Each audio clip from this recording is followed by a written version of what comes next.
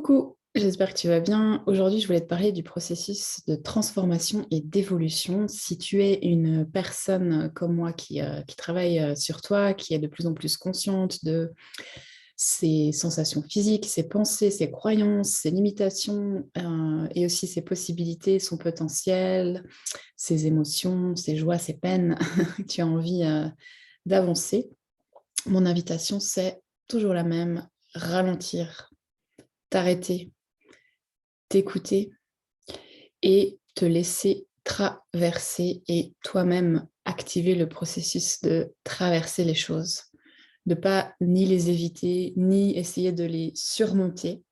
Dans le monde du développement personnel, surtout au niveau du coaching, on entend beaucoup qu'on n'a pas besoin d'avoir peur, que tout va bien se passer, qu'on peut être super fort, avoir du courage, aller de l'avant, coûte que coûte, etc. Ok, ça pour moi, ça marche de temps en temps, c'est-à-dire ça peut être intéressant de booster son mental, de faire une préparation, effectivement, c'est intéressant, c'est souvent ce que font les sportifs. Ça a une certaine valeur, mais seulement jusqu'à un certain point.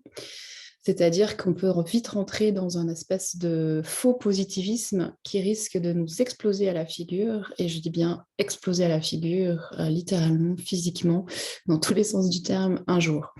Je rencontre beaucoup de gens aujourd'hui qui ne vont pas bien, qui sont soit en burn-out, soit en dépression, soit d'autres choses très difficiles. Suite, voilà, on a tous vécu des choses compliquées ces dernières années au niveau collectif et ça continue et ça va continuer. Donc il y a beaucoup d'impact sur la santé et on sous-estime souvent l'impact du stress sur la santé. Il peut y avoir des conséquences très différentes selon qui on est, mais ça va exacerber les choses qu'on a déjà à l'intérieur de nous. Et quand on s'arrête jamais, en fait, ou quand on s'arrête un tout petit peu, parce qu'il y a aussi ça, je vais méditer, donc c'est bon, je me suis arrêtée 5 minutes, 10 minutes, 20 minutes, c'est bon, ça va aller. C'est la même chose pour moi, hein. C'est une fuite, c'est un déni. Donc s'arrêter vraiment et s'écouter vraiment, c'est aller au fond des choses. C'est pas dire, ah oui, ok, je suis stressée, j'accueille, je prends une respiration, c'est bon, j'ai accueilli, ok, je passe à autre chose. Non, c'est vraiment aller au fond des choses. Quelles sont ces sources de stress? Quelles sont ces sources de peur? Qu'est-ce qui se passe à l'intérieur de mon corps? Comment je peux respirer avec? Faire de la place, vraiment accueillir. Et ça marche pour toutes les émotions. Et vraiment être avec et aller avec. C'est-à-dire que la peur, elle ne va pas se dissiper si on lui dit de s'en aller.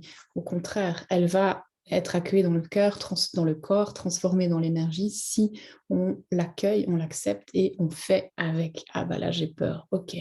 Est-ce que j'ai besoin de prendre du temps pour respirer avec, de l'accueillir avant d'avancer ou est-ce que j'avance avec elle complètement? Est-ce que j'avance avec un petit bout d'elle? Mais en tout cas, je ne vais pas l'enterrer au fond de moi et puis courir comme un malade. Non, ça ne marche pas. Au bout d'un moment, ça remonte, ça explose et c'est là qu'on est débordé. Et souvent, je rencontre des gens qui ont peur d'être débordés par les émotions. Et la solution, c'est vraiment d'imaginer que tu es une cocotte minute.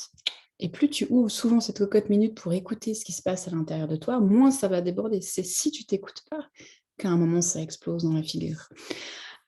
J'ai posté un article hier, un blog que j'ai écrit, parce que c'est toujours la nature qui m'inspire le plus, bien sûr. J'ai vu un arbre, enfin plusieurs même arbres, très grands arbres magnifiques sur des énormes rochers qui poussaient littéralement à travers les rochers. Alors, j'avais déjà vu des petits arbres pousser sur des vieilles souches, sur des petits cailloux, mais là, c'était juste un rappel incroyable de cette possibilité de faire avec. Les arbres le font.